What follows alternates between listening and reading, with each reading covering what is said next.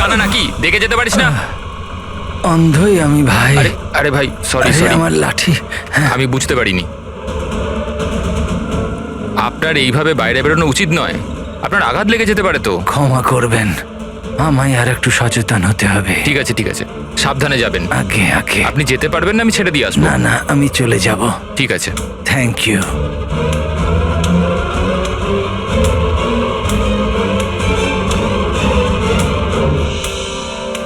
কি হলো রে বাবা, এ ব্যথা করছে কেন?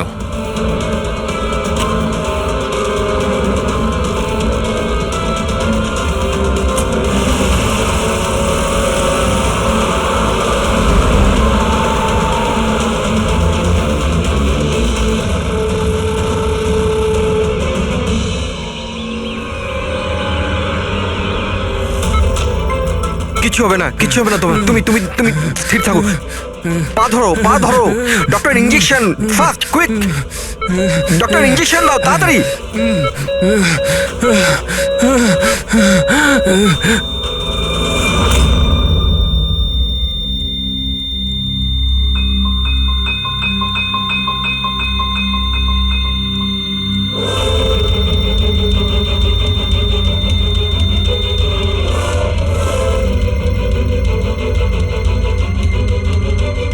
ও my god, he is dead.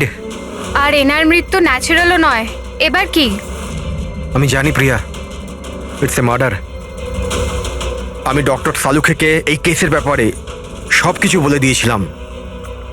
এতক্ষণও তো উনি ফাইন্ড আউট করেই নিয়েছেন যে রমেনের মৃত্যুর প্রকৃত কারণ কি। বিষ? রমনের মৃত্যু বিষক্রিয়ায় হয়েছে? হ্যাঁ বস, খুব মারাত্মক বিষ। প্রথমে এটা মানুষের মস্তিষ্কে প্রভাব বিস্তার করে। প্রথমে ডেলেরিয়াম, ফটোফোবিয়া, অ্যামিনেশন। তারপরে ওই বিষটা অন্য অঙ্গ প্রত্যঙ্গে প্রভাব বিস্তার করে। বাকি অঙ্গ প্রত্যঙ্গ ধীরে ধীরে কাজ করা বন্ধ করে দেয় আর মানুষের মৃত্যু হয়। ডক্টর সালুখে, এটার কোনো অ্যান্টিডোট হবে নিশ্চয়ই? সব বিষেরই অ্যান্টিডোট হয় ফ্রেডি, কিন্তু সেই জন্যে আমাদের ওই বিষের ব্যাপারে সবকিছু জানা প্রয়োজন। আর বস, এই বিষ খুব সহজে ধরা যায় না। আমাকেও অনেক ধরনের টেস্ট করতে হয়েছে ওই বিষটা আইডেন্টিফাই করতে।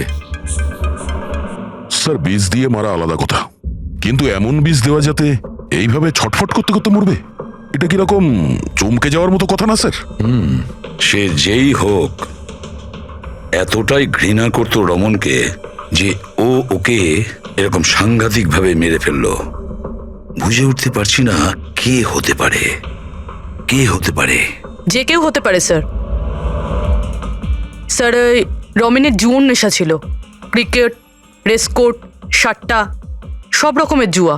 আর এইসবের চক্করে ওর 5 কোটি টাকার ধার হয়ে গিয়েছিল। 5 কোটি? 5 কোটি? হ্যাঁ স্যার, ওর কাছে হুমকি ভরা মেসেজ এসেছিল। ওর ফোন রেকর্ডে এরকম প্রচুর মেসেজ রয়েছে যেগুলো ওকে বুকিজ আর সাট্টার লোকেরা পাঠিয়েছিল। এই দেখুন স্যার, হতে পারে যে এদের মধ্যেই কারুর হুমকি সত্যি হয়ে গেছে হয়তো। বুঝতে পারছি না, কিন্তু যেভাবে মেরেছে স্যার, মনে তো হচ্ছে না কোনো বুকির কাজ এটা। যাই হোক, এদের ডাকতে তো হবেই, দেখা যাক কিছু পাওয়া যায় কিনা। Hello ACP Pradyuman.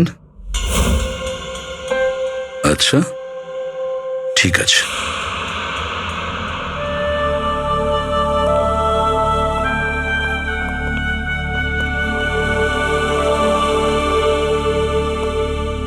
আপনি রমেনের খুড়তুতো ভাই হিতেন। হিতেন, কেউ রমনকে খুন করে দিয়েছে। কি মনে হচ্ছে আপনার, কে করেছে? আমি জানি না স্যার। স্যার, খারাপ কাজের খারাপ পরিণাম। একদিন না একদিন তো এটা হতোই। এবার কে করলো, কিভাবে করলো, সেটা তো জানি না স্যার। কিন্তু এতজনের সাথে শত্রুতা, এত টাকা ধার, ওদের মধ্যে কেউই হয়তো। স্যার, আচ্ছা, আপনি ছাড়া পরিবারে আর এর কে কে আছে? মা আছে ওর, কিন্তু এখন উনি কোথায় আছেন সেটা আমি জানি না। আচ্ছা ঠিক আছে, আমাদের ইনভেস্টিগেশন এখনো চলছে, তো বডিটা এখন আমাদের কাছেই থাকবে। আপনি আপনার নাম্বারটা ওখানে লিখিয়ে দিয়ে যান, প্রয়োজন পড়লে আপনাকে কল করে নেব। ঠিক আছে স্যার। Thank you.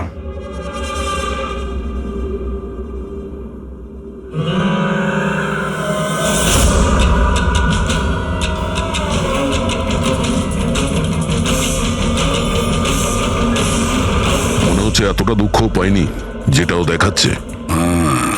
বডি নেওয়ার কোনো তাড়াও নেই, যেতে বলার সঙ্গে সঙ্গে চলেও গেল। কিছু জিজ্ঞাসাও করলো না কবে বডি পাওয়া যাবে। গোলমাল আছে, গোলমাল আছে এই হিতেনের মধ্যে, গোলমাল আছে। ওকে দেখে মনে হয় এই কথাটা কনফার্ম করতে যে রমন মারা গেছে কি না। নজর রাখো ওর ওপরে। রমেন, রমেন, আরে বাবা, সাবধানে, সাবধানে। রমেন কি হলো বাবা? রমেন, ম্যাম, আপনি আমার ছেলে রমেন, রমেনের কি হলো স্যার? কি হলো বাবা? কি হলো? আমি তো তোর অপেক্ষায় ছিলাম যে তুই আসবি আর আমাকে বাড়ি নিয়ে যাবি, কিন্তু তুই এত দূরে চলে গেলি বাবা। আপনি আপনার ছেলে রমনের সাথে থাকতেন না? আগে না স্যার, আপনি স্যার আমার নাম মদন। ভগবান, আমাকে কেন রেখে দিলে? আমাকেও তো নিয়ে নিতে পারতে। মা, নিজেকে সামলাও। আর কত কাঁদবে ওই মূর্খটার জন্যে? ও নিজের কর্মের ফল পেয়েছে। না বাবা, এরম বলো না। ও যেমনই ছিল, ছেলে তো ছিল আমার। কেন, কি এমন করেছিল ও ওনার সাথে? উনি ওনাকে বাড়ির বাইরে বার করে দিয়েছিলেন, রাস্তায় একা একা ছেড়ে দিয়েছিলেন। কি কারণে? বলেছিল মা অনেক দেনা হয়ে গেছে, বাড়ি বিক্রি করতে হবে, আর আমার খরচ চালানোর মতনও ক্ষমতা ছিল না, এই জন্য আমাকে ছেড়ে দিয়েছিল। আর তারপর কি করতাম স্যার? ঠিক করে দেখতেও পাই না, কোথায় যেতাম আমি? ওই জন্য পড়ে রইলাম ফুটপাতে, ক্ষুধার্ত, তৃষ্ণার্ত, সহায়হীন হয়ে। হয়তো ভগবানের দয়া হয়ে গেছিল, তাই সে দেবদূত পাঠিয়ে দিয়েছিল। তার চেহারা তো দেখতে পাইনি আমি, কিন্তু সে আমায় তার সাথে যেতে বলেছিল, আর আমি তার সাথে চলে গেলাম। একটা ভালো মানুষ আমাকে এর কাছে নিয়ে গেছিল। স্যার, অ্যাকচুয়ালি আমার একটা সংস্থা আছে, সংহতি বৃদ্ধাশ্রম। আমরা ওখানে চেষ্টা করি যে এই ধরনের বয়স্কদের বাড়ির মতো ভালোবাসার সম্মান দেওয়া যায়। ওনাকে আমি বৃদ্ধাশ্রমের গেটে পেয়েছিলাম একটা চিঠি হাতে, যাতে লেখা ছিল ওনার যত্ন নেওয়ার কথা।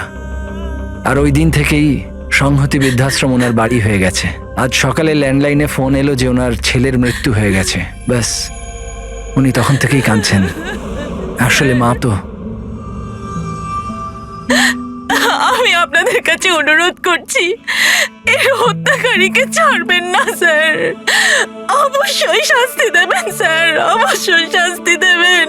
দেখুন ম্যাম, আমি আপনাকে কথা দিচ্ছি, আমরা রমনের খুনিকে ছাড়বো না, তাকে কঠোর থেকে কঠোরতম শাস্তি দেব। আপনি প্লিজ এ ব্যাপারে ভাববেন না। আপনি নিজেকে সামলে নিন। মদন, তুমি ওনার খেয়াল রেখো। আরো একটা কথা, কোনো কিছুর দরকার যদি আপনাদের পড়ে তাহলে নিশ্চয়ই আমাদের জানাবেন। দারুণ ব্যাপার। সারিকা, হসপিটালের ডক্টরের রিপোর্ট অনুসারে এর হাঁটুতে যে চিহ্নটা পাওয়া গেছে, এটা হয় কোনো অ্যালার্জির আর নয়তো কোনো বিষাক্ত ধরনের পোকামাকড়ের দংশনের চিহ্ন।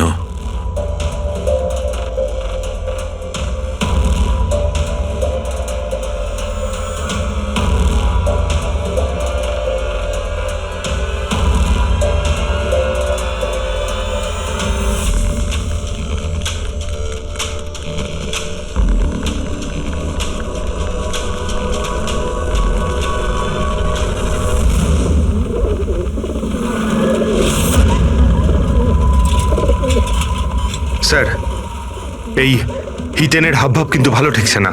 এমন এমন সব লোকজনের সঙ্গে ওর পরিচয় আছে যে ওকে সন্দেহ করাটা স্বাভাবিক। আরও একটা কথা স্যার, কয়েকদিন আগে এই রামানোকে বাড়ি থেকে বের করে দিয়েছিল, আর এখন রামানের মৃত্যুর পর ও ওর প্রপার্টিতে কবজা করার চেষ্টা করছে স্যার।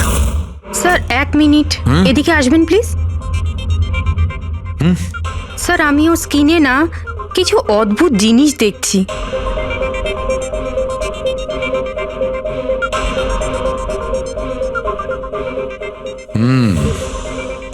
সারিকা, এই যে অদ্ভুত জিনিসটা দেখতে পাওয়া যাচ্ছে, আসলে এটা প্যারাফিন।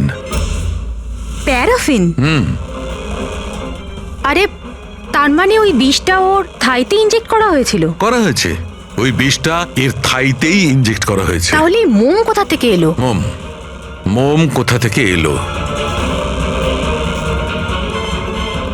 সারিকা, এইখান দিয়ে খনি বিষ ইনজেক্ট করেছে। আসলে এই বিষটা মোম দিয়ে, প্যারাফিন দিয়ে কোটেড ছিল। এই জন্যে এর চামড়াতেও আর এর রক্ততেও প্যারাফিন পাওয়া গেছে।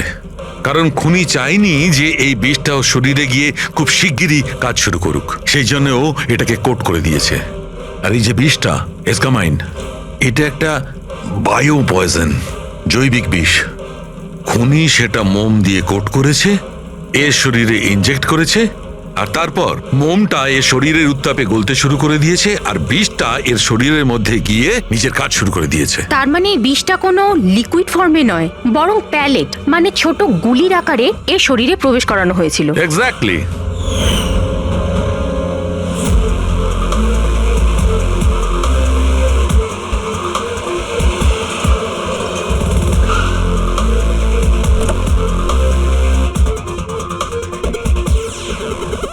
এই হলো সেই কনস্ট্রাকশন সাইট যেখানে রমন ইঞ্জিনিয়ার ছিল। ওর কলিগেরা বলছিল যে এখান থেকে বেরোনোর পরে ওর পায়ে একটু সমস্যা হয়েছিল। কিন্তু এখানে যে সমস্ত ওয়ার্কার্সরা কাজ করে, ওরা বললো যে যতক্ষণ কনস্ট্রাকশন সাইটে ছিল ততক্ষণও ঠিক ছিল। তার মানে যা কিছু ঘটেছে কনস্ট্রাকশন সাইট থেকে বেরিয়ে এসে ঘটেছে, তার মানে এখানেই হয়েছে। এখানে তো আশপাশটা খুঁজে দেখি, যদি কেউ কিছু দেখে থাকে। স্যার আপনারা যান, আমি একটু চা খেয়ে আসছি। মানে ওই চাওয়ালাকে জিজ্ঞেস করে আসছি যে কিছু দেখেছে কিনা। অভিজিৎ, এই বাচ্চাটা কনস্ট্রাকশন সাইটের সামনে কাগজ বেচছে, ওকে কিছু জিজ্ঞাসা করি।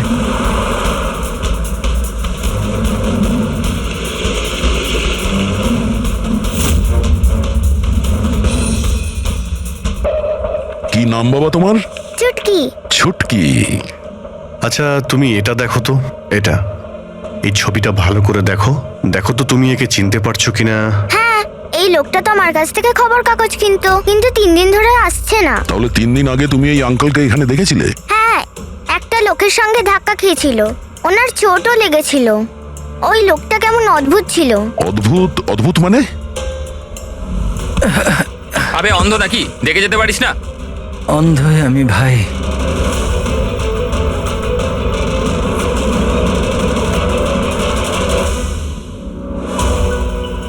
কি হলো ভাই, এত ব্যথা হচ্ছে কেন?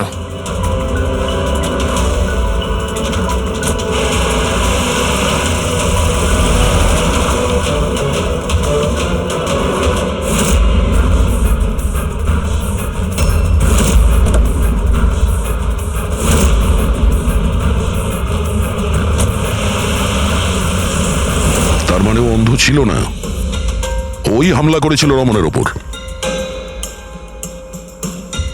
আচ্ছা এটা বলো তো যে ওই আঙ্কেলকে তুমি চিনতে পারবে? তুমি কি ওকে ঠিক করে দেখেছিলে? না।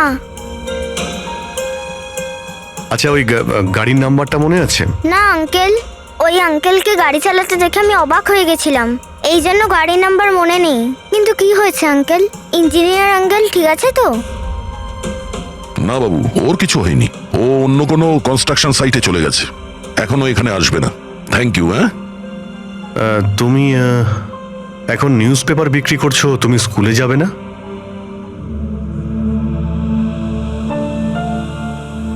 কি ব্যাপার? হ্যাঁ, স্কুল তো যাওয়া উচিত।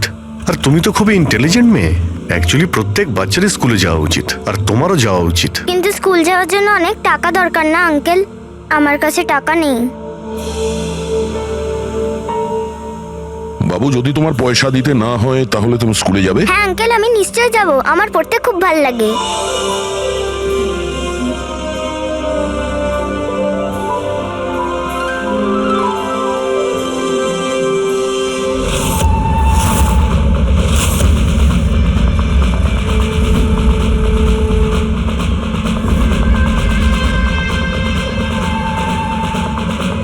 সমীর, এবার তোমার পালা। হ্যাঁ বলো। ভাই তুমি একবারে বুঝতে পারো না নাকি? দেখো, আমি তোমায় আগেই বলেছি, তুমি যা খুশি করো, আমি ওই ফালতু জায়গার জন্য একটা টাকাও খরচ করব না।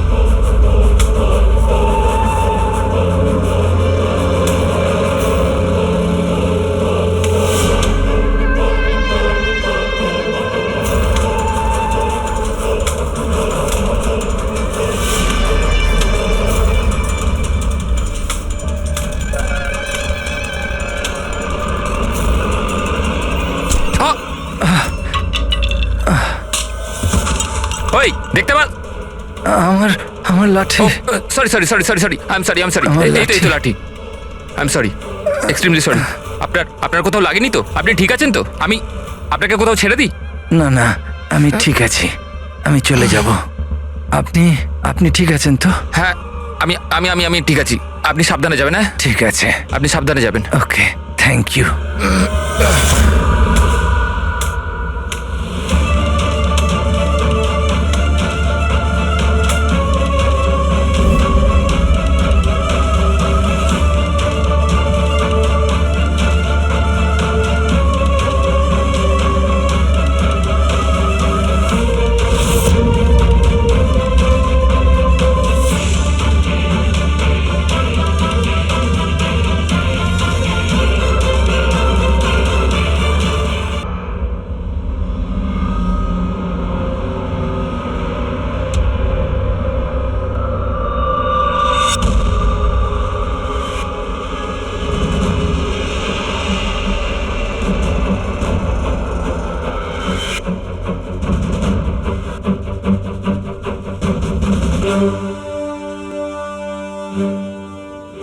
হ্যাঁ শাহরুখে, কি জানতে পারলে? বস, এই লোকটাকে যে বিষটা দেওয়া হয়েছে সেটাও কোনো গাছ থেকেই তৈরি করা হয়েছে। কি, এটাও কোনো গাছ থেকে? হ্যাঁ বস, কিন্তু এটা কি ধরনের বিষ সেটা সারিকা এক্ষুনি জেনে যাবে। এই বিষটার নাম রিকিউনিস কমিউনিস, আর এই বিষটা আগের বিষটার থেকেও অনেক বেশি বিষাক্ত আর ভয়ঙ্কর। রিকিনেস, এটা কোনো গাছের নাম নাকি? হ্যাঁ ফ্রেডি, এটা একটা গাছের নাম। আর বস, এটা কোনো সাধারণ গাছ নয়, সহজে পাওয়া যায় না। আর খুনি যে কেউ হোক, বস ওর গাছপালা সম্পর্কে খুব ভালো জ্ঞান আছে। হ্যাঁ হ্যাঁ, সেটাই তো হওয়ার কথা এই গাছের ব্যাপারে। তাই তো। কিন্তু স্যার, এই খুনটার কারণ কি হতে পারে? আমরা তো রামানের খুনের কারণ জানি না, সমীরেরও না, আর দূর দূর পর্যন্ত এদের নিজেদের মধ্যে কোনো সম্পর্কও ছিল না। স্যার, সমীর আর রমনের মধ্যে একটা জিনিস তো খুবই কমন। কি?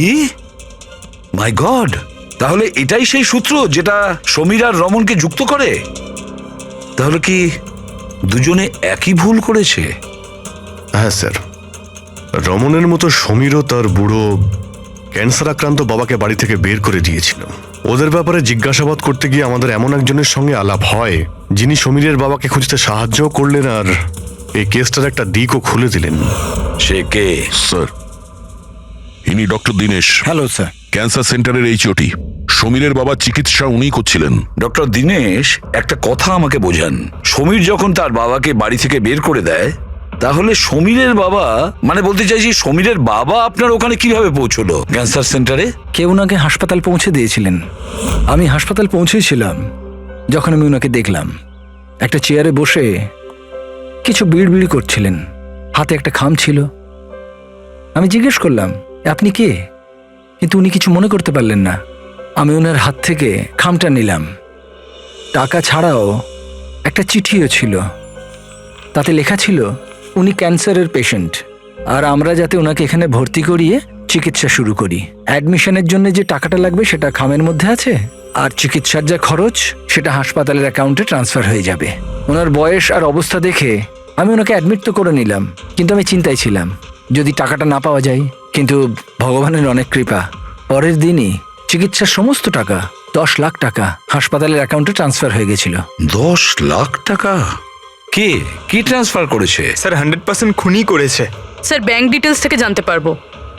জানতে পারা গেছে অ্যাকচুয়ালি টাকাটা সমীরের ওয়াইফ রত্না দিয়েছিল। এইসব আমার ভুল স্যার। আমার জন্য সমীরের প্রাণ চলে গেল। আমি ওকে বলেছিলাম বাবার দেখাশোনার জন্য খুব প্রবলেম হচ্ছিল, আর সব সম্পত্তি আর সব আমাদের নামে হয়ে গিয়েছিল। তাই আমি সমীরকে বলে বাবাকে বাড়ি থেকে বের করে দিয়েছি। লজ্জা হয় না তোমার? সমীরের বাবা তোমারও বাবার মতনই, তাকেই বাড়ি থেকে বের করে দিলে। তাহলে এসব করার পরেও ওনার ট্রিটমেন্টের জন্য 10 লাখ টাকা কেন দিলেন? আমাকে কেউ হুমকি দিয়েছিল স্যার যে বাবার চিকিৎসার জন্য 10 লাখ টাকা না দিলে ও সমীরকে আর আমাকে মেরে দেবে। স্যার, আমি ওনাদের 10 লাখ টাকা দিয়ে দিয়েছি, তাও ওরা সমীরকে মেরে ফেললো। আর আর এখনো বলেছে যে প্রতি মাসে বাবার চিকিৎসার জন্য 50,000 টাকা না দিলে ও আমাকেও মেরে ফেলবে। কারোর উপর সন্দেহ আছে তোমার? না। ওর ব্যাপারে কিছু মনে আছে? ওর গলার স্বর, কথা বলার ধরন? কিচ্ছু মনে নেই স্যার। প্লিজ আমাকে বাঁচিয়ে নিন স্যার। আমি মরতে চাই না স্যার। আমি বাবাকে বাড়ি নিয়ে আসবো। আমি এখন থেকে ওনার সব সময় দেখাশোনা করব। ওনার কোনো কষ্ট হবে না স্যার। প্লিজ আমাকে বাঁচিয়ে নিন স্যার, প্লিজ। আপনার কিচ্ছু হতে দেব না, কেমন? পুরবি এক কাজ করো, যে নাম্বার থেকে ওকে হুমকি দেওয়া হতো সেই নাম্বারটা নাও আর দেখো কোথাকার। আপনি যান। চলুন।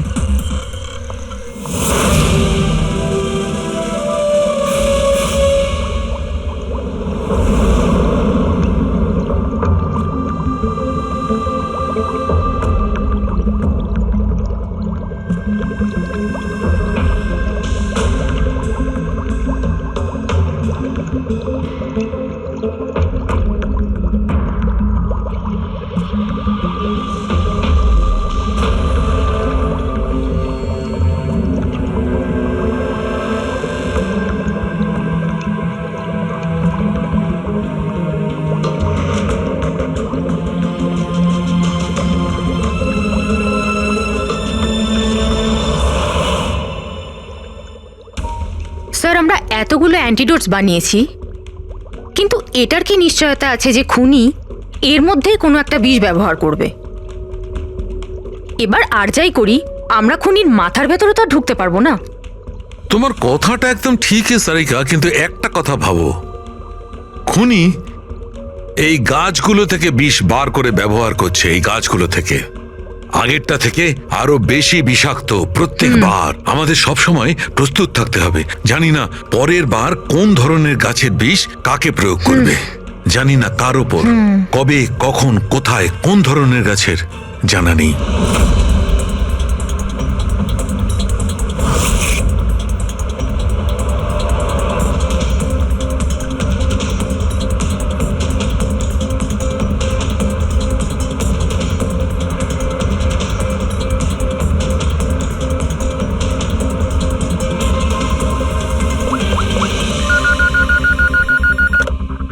হ্যালো। হ্যাঁ হ্যাঁ পুরবি বলো। স্যার, সেই ফোন বুথটা যেখান থেকে খুনি রত্নাকে খুনের হুমকি দিয়েছিল সেটা ওই বান্দ্রা রেল স্টেশনের কাছেই। Bandra railway station? কিন্তু ওখানে তো খুব ভিড় থাকে। ওখানে নিশ্চয়ই ও অন্ধ সেজে এই কাজটা করেনি। খুবই কঠিন এটা জানতে পারা। স্যার, কেউ কিছু জানে না সেটা ঠিক, কিন্তু একটা বিশেষ ব্যাপার হলো সেটা এই ফোনগুলো সকাল 11টা থেকে 12টার মধ্যে করা হয়েছে। আর রেলওয়ে স্টেশনের কাছে একটা বাস স্ট্যান্ডও আছে যেখান থেকে পুনেতে বাস যায়। পাশেই বাস স্ট্যান্ড আছে, মানে ও ট্রেনে করে যেতে পারে আর বাসে করেও। ঠিক আছে, কোনো ব্যাপার না, দেখছি। ভাইন্দার, তার মানে খুনি মুম্বাইতেই থাকে আর শুধুমাত্র সমীরকে খুন করার জন্যই পুনে গেছিল? তাহলে পুনাও ট্রেনে করে গেছিল, কিংবা বাসে, কিংবা কোনো প্রাইভেট গাড়ি, কিংবা তার নিজের গাড়িতে। সেটাই তো স্যার, খুনি এটা জানতো যে আমরা রত্নার কাছে পৌঁছবই, আর এই কলের ব্যাপারটাও আমরা জেনে যাব। সেই জন্যই ও আমাদের বিভ্রান্ত করছে, আমাদের সঙ্গে খেলতে চাইছে। হ্যাঁ, খেলাই খেলছে। কিন্তু স্যার আমরা খুনি পর্যন্ত পৌঁছবো কি করে? আমাদের কাছে তো ওর বিরুদ্ধে কোনো ইনফরমেশনই নেই, আর আমরা এটাও জানি না যে ওর পরবর্তী শিকার কে হবে। পঙ্কজ, খুনি শিকারের কাছে পৌঁছনোর আগেই আমরা তার কাছে শিকার পৌঁছে দেব। এই ঘটনাটা আজ সকাল 10টার মুম্বাইয়ের গোরেগাঁও রেলওয়ে স্টেশনেতে একজন বয়স্ক মানুষ ট্রেনের সামনে এসে আত্মহত্যা করার চেষ্টা করছিলেন। আশপাশের লোকেরা ওনাকে বাঁচিয়ে নিয়েছেন। আসুন জেনে নেওয়া যাক কি কারণ ছিল যেটা একটা বয়স্ক মানুষকে এটা করতে বাধ্য করছিল। ছেড়ে দাও আমাকে, কেন আমাকে ধরে রেখে দিয়েছো? ছেড়ে দাও আমাকে, আমি বাঁচতে চাই না। কি করব আমি বেঁচে থেকে? কিন্তু আপনার সাথে কি হয়েছে? আপনি কেন আত্মহত্যা করতে চাইছিলেন? কি হয়েছে? আমার সঙ্গে কি হয়েছে? আমাকে আমাকে আমার একমাত্র ছেলে বাড়ি থেকে বার করে দিয়েছে ধাক্কা মেরে। আমি আমার ছেলেকে এত আদর যত্নে বড় করলাম, আর ও আমাকে ধাক্কা মেরে বাড়ি থেকে বার করে দিল। এটা তো খুবই দুঃখের কথা। এ কি অবস্থা আমাদের আজকালকার সমাজের। আপনার ছেলে কি করেন? কাজ করে, স্কুলে যায়। টিচার বুঝি? না, পড়াশোনা করে, স্কুলে পড়াশোনা করে। এখন 8 বছর বয়স। হ্যাঁ, কি বললেন আপনি? কি বললাম আমি? আপনার ছেলের কত বয়স হলো? কত বছর বয়স? আপনি যে বললেন 8 বছর বয়স। আমার ছেলে 8 বছর বয়স মাত্র আমাকে ঘর থেকে বার করে দিল। আমি মরেই যাব। আপনারা শুনতেই পেলেন, ইনি দাবি করছেন যে এনার 8 বছরের ছেলে নাকি বাড়ি থেকে বের করে দিয়েছে। কি এমন ঘটেছিল? কে এই 8 বছরের বাচ্চা? রেল লাইনে মাথা দিচ্ছিলেন যে বয়স্ক মানুষ, তার 8 বছরের ছেলের খোঁজ আমরা পেয়ে গেছি। আসলে তিনি একজন 33 বছরের সফটওয়্যার ইঞ্জিনিয়ার। বয়স্ক মানুষটির মস্তিষ্কে সমস্যা থাকার জন্য উনি এখনো ছেলেকে 8 বছরেরই ভাবেন। উনার ছেলে আমেরিকায় থাকেন, আর সে উনাকে বাড়ির বাইরে বার করে দিয়েছেন। আর তারপরেই বয়স্ক মানুষটি আত্মহত্যা করার চেষ্টা করেন। আসুন আসুন উনার ছেলেকে জিজ্ঞেস করি উনি এটা কেন করলেন। Sir, 1 minute. স্যার একটা প্রশ্ন ছিল। স্যার এটা কি সত্যি খবর যে আপনি আপনার বাবাকে বাড়ি থেকে বার করে দিয়েছিলেন? হ্যাঁ, এটা সত্যি। স্যার আপনি এটা কেন করলেন? আপনার কি এটা একদম খারাপ লাগলো না? হ্যাঁ, বার করেছি আমি, আর খারাপও লাগেনি। আপনি চেনেন ওনাকে? আপনি কখনো সহ্য করেছেন? ওনার অ্যালজাইমার আছে, ওনাকে সামলাতে সামলাতে পাগল হয়ে যাচ্ছি আমি। আমার একটা নিজস্ব জীবন আছে, আমার ওয়াইফ আছে, বাচ্চা আছে। কি করব আমি? আরে কতদিন ধরে টাকা খরচা করে ওনার ট্রিটমেন্ট করাবো আমি, আর কিচ্ছু নেই আমার কাছে। কি করে ট্রিটমেন্ট করাবো ওনার আমি? আরে আমাদের পেছন ছাড়ো তুমি, এখান থেকে দূরে কোথাও চলে যাও। বিরক্ত হয়ে গেছে আমি তোমার থেকে। এই নাটক দেখার জন্য এখানে দাঁড় করিয়ে রেখেছো। এবার আনন্দ পেয়েছো তো? চলে যাও এখান থেকে। স্যার আপনিও তো কখনো ছোট ছিলেন। ইনি আপনাকে পড়াশোনা শিখিয়ে বড় করলেন, আপনাকে মানুষ করলেন, আর আপনি ওনাকে বাড়ির বাইরে বার করে দিলেন। ভালোবাসা উতলে পড়ছে? হ্যাঁ, যা যা তুলে নিয়ে যা। মাথা খারাপ করো না আমার। তোমার যা করা ছিল তুমি করে নিয়েছো এখানে ডেকে আমাকে। শান্তি পেয়েছো তো? টাকা কামিয়েছো? যাও এখান থেকে। তাহলে দেখলেন আপনারা কিভাবে একজন ছেলে তার বাবাকে বাড়ির বাইরে বার করে দিলেন। এবার এই বয়স্ক মানুষটি কোথায় যাবেন? কার ভরসায় বাঁচবেন? ইনি এনার সারা জীবনের পুঁজি ছেলের ওপর খরচ করেছেন, আর সেই ছেলেই আজকে এনাকে বাড়ির বাইরে বার করে দিয়েছেন।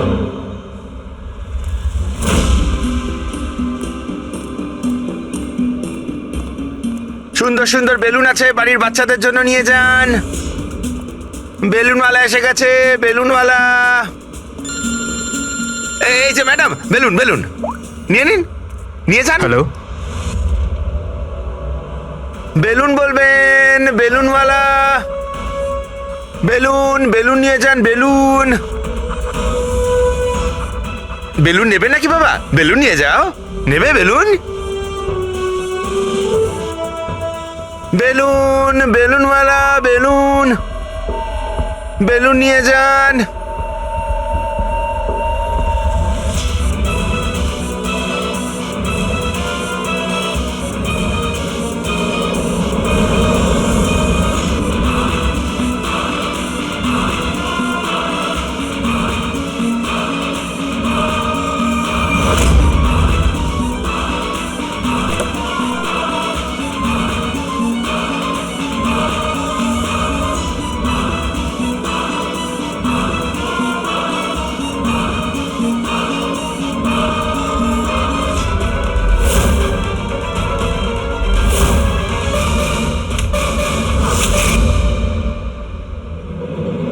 স্যার, স্যার একজন অন্ধ বিল্ডিং এর দিকে আসছে।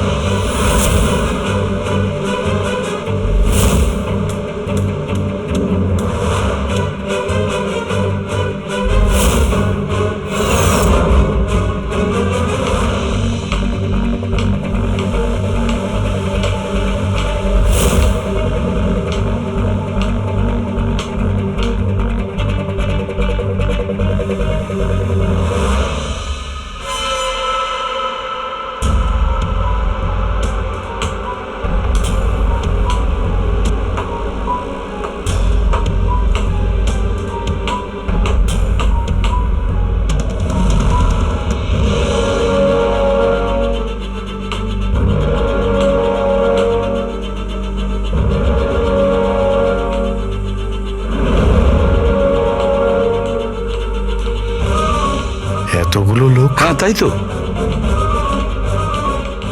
স্যার এতজন অন্ধ একসাথে? আমরা তো একজন ভেবেছিলাম, এখানে তো 8-10 জন বেরিয়ে গেছে। মনে হচ্ছে এটা ওদের চাল। আপনারা যাবেন কোথায়? এক মিনিট সরে যান, আরে, সরে যান, সবাই সরে একসঙ্গে যান। এখানে কি হ্যালো, করে যান। এলেন? আরে কি করছেন এখানে আপনারা? আরে সবাই একসঙ্গে, কি হয়েছেটা কি? হ্যাঁ কি হয়েছে? এখানে চোখের ফ্রি চেক আপের ব্যবস্থা করা হয়েছে। সম্পদ বলল, মানে ওই আমাদের এখানে ডেকে এনেছে। দেখুন এখানে কোনো ক্যাম্প হচ্ছে না, আর আপনাদের এই খবরটা কে দিয়েছে বলুন তো? ওই তো ডেকেছিল আমাদের এখানে।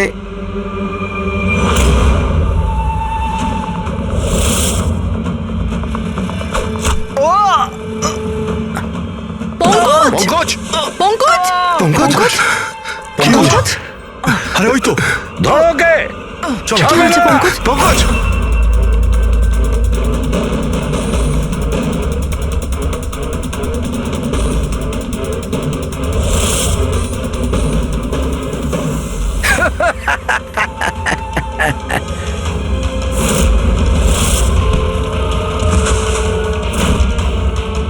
হ্যাঁ,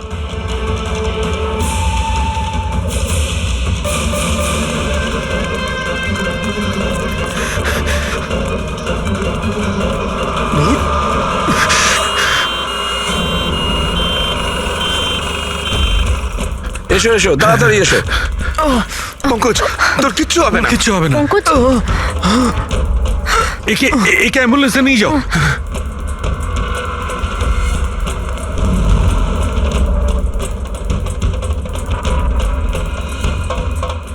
পঙ্কজ পঙ্কজ তোর কিচ্ছু হবে না। পঙ্কজ সারিকা এ নাও, বিষটা জানার চেষ্টা করো। বিষের সন্ধান না পাওয়া গেলে আমরা অ্যান্টিডোট দিতে পারবো না। পঙ্কজ Fast, আমাদের fast. কথা শুনতে পাচ্ছ? পঙ্কজ শুনতে পাচ্ছে না, ওকে ঘুমোতে দিও না। আই উইশ আমাদের কাছে অ্যান্টিডোজটা আছে, না হলে ওকে আমাদের হসপিটালে নিয়ে যেতে হবে। অ্যান্ড আই এম শিওর এই বিষটা আগের বিষটার থেকে অনেক বেশি সাংঘাতিক। সারিকা একটা কাজ করো, ন্যাশনাল বায়ো সেন্টারকে ফোন করো আর ফোনটা আমায় দাও।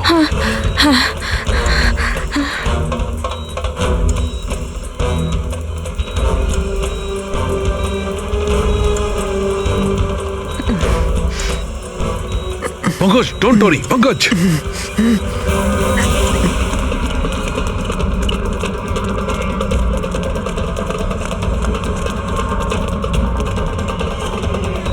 স্যার ও মাই গড, এটা হতে পারে না। বস, ওর তো বিষটাই পাল্টে দিয়েছে। কিন্তু স্যার আমাদের কাছে এতগুলো অ্যান্টিডোটস আছে, একটা তো অন্তত কাজ করবে। কোনো কাজ করবে না বস, এটা গাছের বিষই নয়, ও বিষটা পাল্টে দিয়েছে। এবার কি হবে সালুকে? কিছু একটা করো।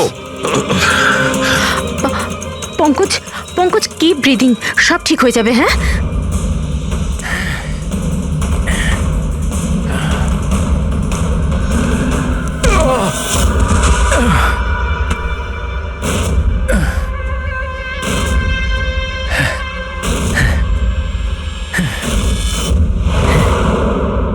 স্যার আমার নাম মদন। এসব তুমি করেছো? কেন আমার পেছনে পড়ে আছো? আমি যেটা করেছি ঠিক করেছি। তুমি বলছো এগুলো করে ঠিক করেছো? আমি শুধু খারাপ লোকেদের শাস্তি দিয়েছি, যারা নিজেদের বাবা মায়ের খেয়াল রাখে না, তাদের বেঁচে থাকার কোনো অধিকার নেই। যখন আমার মায়ের মৃত্যু হয়েছিল, আমার দুনিয়া শেষ হয়ে গেছিল।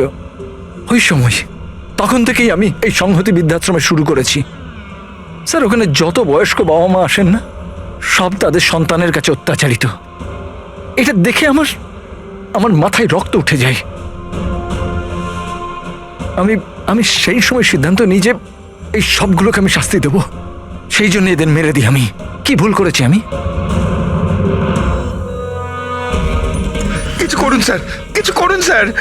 কিচ্ছু করতে পারবো না যতক্ষণ না ওই বিষটা কম্পোজিশন জানতে পারছি। ফ্রেডি, আমরা কিচ্ছু করতে পারবো না। যদি ভুল অ্যান্টিডোট দেওয়া হয় তাহলে আরো বেশি ক্ষতি হবে ভাই। স্যার স্যার পঙ্কজের অবস্থা তো খারাপ হচ্ছে আরো। স্যার পালস পড়ে যাচ্ছে, হসপিটাল নিয়ে যেতে হবে। হসপিটালে স্যার কিচ্ছু হবে না, আমাদের এত সময় নেই টেস্ট করার মতো। যতক্ষণ এই বিষটা অ্যান্টিডোট পাচ্ছি। পঙ্কজ হ্যালো, হ্যাঁ স্যার, হ্যাঁ স্যার, ধরা পড়েছে স্যার। খুনি মদন। হ্যাঁ বিষ, হ্যাঁ আমি জানছি স্যার। কখনো জানতে পারবে না তোমরা, কখনো জানতে পারবে না তোমরা। ওরা শাস্তি পাবে, ওরা শাস্তি মদন, পাবে। গাড়ি! আরে ও নো, মদন মদন মদন তাড়াতাড়ি অ্যাম্বুলেন্স ডাকো, তাড়াতাড়ি। না স্যার, কোনো লাভ নেই। আমার কাজ হয়ে না, গেছে মদন, স্যার। মেনে নিচ্ছি তুমি ওদের সাথে যা কিছু করেছো ঠিক করেছো, কিন্তু তুমি যাকে ওই বিষটা দিয়েছো ও নির্দোষ, ও নিরপরাধী, ও কিচ্ছু করেনি। ওই বিষটা কি বলো? হ্যাঁ BTX। স্যার, ওই বিষটার নাম BTX স্যার। সালুখে ওই বিষের নাম হলো BTX। ঠিক আছে পঙ্কজ, কিছু হবে না। নার্ভাস হয়েও না, কিছু হবে না। দেখো কিছু হবে না। ওকে চোখ বুঝতে দেবে না। মদন, ব্যাস হয়ে গেছে, হয়ে গেছে। You will be alright. আর পঙ্কজের কিচ্ছু হবে না, কিচ্ছু হবে না। Welcome my boy. ভয় পেও না, কোনো ক্ষতি হবে না তোমার। তুমি মানুষ হিসেবে সত্যি ভালো ছিলে, কিন্তু যা করেছো তা খুবই খারাপ। এই তো চলে গেল অভিজিৎ, কিন্তু যাই হোক এর ওই বৃদ্ধাশ্রমটাকে বন্ধ হতে দেব না।